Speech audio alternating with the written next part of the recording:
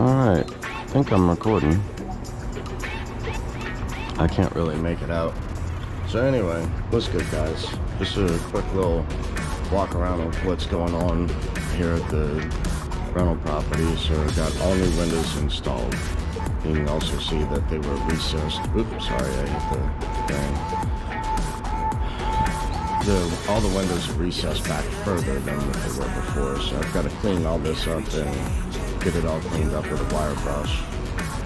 Get it ready for paint and whatnot. But all along here at the bottom, I want to point this out.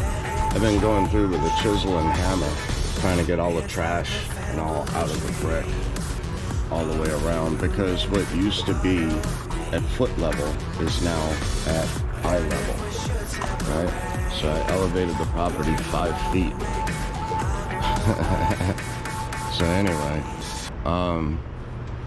what I'm addressing now is, okay, when they did the elevation and then they did this pitch here, if you notice this line here all the way around, I'm about to address that. I've been chiseling away at that and it's all frail and brittle. So I'm gonna fix all of that. Now, where the weep holes are in the brick, somewhere over here, here's one. So weep hole there, that allows the water to flow behind the brick and the excess moisture to escape the structure. So I went in, chiseled the rest of all of those out, cleaned them up really good, and yeah, just about to go on with a wire brush. But where this angle here meets the lower portion of the brick, I'm gonna now flush that smooth all the way across every bottom brick to give the appearance that the bottom brick is actually part of the lower structure, and to clean up all this mess. So been going at this a while now, and yeah, so what's going on with this property, the insurance from Hurricane Ida, I've got this other side over here is now completely gutted. So water is actually penetrating through the brick and the mortar.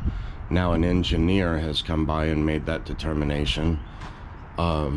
The entire roof is a 30-year shingle, synthetic underlayment, and then we also did the 20 gauge galvanize up underneath the drip edge, and liquid nails that and screwed it and overlapped it all the way around the entire roof of the structure. So yeah, water is still leaking in. Like I said, this side is completely gutted, and so now I begin to waterproof the entire exterior. That's the point of the scaffolding and all. So I'm going to be using Loxon XP by Sherwin-Williams.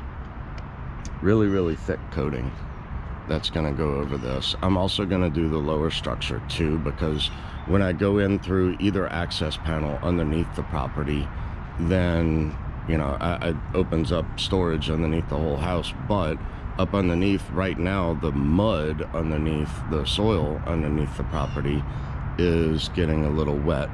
So yeah, I'm gonna go ahead and address that. The vents at the bottom are for just that, air vents. You don't want any sort of bad gases or whatnot up under the house. But anyway, in due time, I will concrete underneath the entire structure as like concreted extra storage with lighting and electrical outlets underneath, independent of each other's electrical. So also did the subsurface drainage on both sides. So all new gutters will be installed once the water issues are fixed. And let's see, in the policy I've got 60,000, an additional 60 for strictly for mold and that's exactly what happened. In Hurricane Ida, the eye wall of that hurricane came right next to me, and within that was a tornado that bounced and went every block, and my house was right in the way of that. And I don't know if it did something to the brick, but now the brick is porous. So even with the coating that's on it, so now I'm about to do a really good coating that I know is well, I'll keep y'all updated. I don't want to ramble on for too long, but yeah, I just cleaned up the other side over here, so that way I can go ahead and mix my mortar, and I can address that crack along the bottom where that 45-degree angle meets the actual brick. Because, okay, I see by silhouettes, so I don't know where it is that you can see the actual like gun line of this to the angle, and I'm just gonna flatten that entire bottom of the brick, going completely across that way and that way. So I don't know where the camera can see it, I can't tell, but wherever that gun line is, that's where I'm gonna make this nice, flat and even all the way across the lower.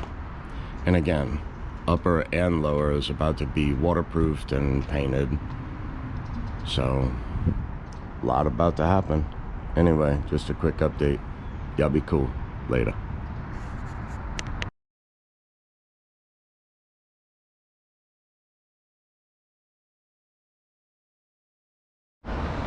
Alrighty. Just got finished a little while ago. Say a little while, maybe 10 minutes ago. This is what I've done so far to match the lower 45-degree angle up against the brick. And I also did clean out every one of the not control joint, weep holes in the brick. So I went all the way around the property, all the way down. So all of these holes that were there in the previous video, like I said, I cleaned up all the weep holes. So I just got finished mixing mortar and putting it all in place just to make that line up really good. So, and then I reached all the way down by the electrical, by that weep hole, and I just stopped there because yes, I do have to go around under here and around the front on my side, but you know what, I'm whipped. Also tomorrow, probably, because it's not going to be raining tomorrow either, I'm going to also marry the lower brick to the base. So I'm going to fill in each of these, well, not that, but I'm going to fill in each one of these all the way around as well tomorrow with mortar, just to give it a real fresh, clean look before waterproofing and painting. So that's why I got the scaffolding up there. So yep, got a lot about to go down here, but one thing at a time. So I'm getting it. And let's see, I also did back here in between the duplex. So this was more like my learning curve area. Still, it came out good. It'll look excellent once it's finished and waterproofed and painted. So, but yeah, been a little busy, y'all, and just wanted to throw a quick video up, and y'all be cool. Later.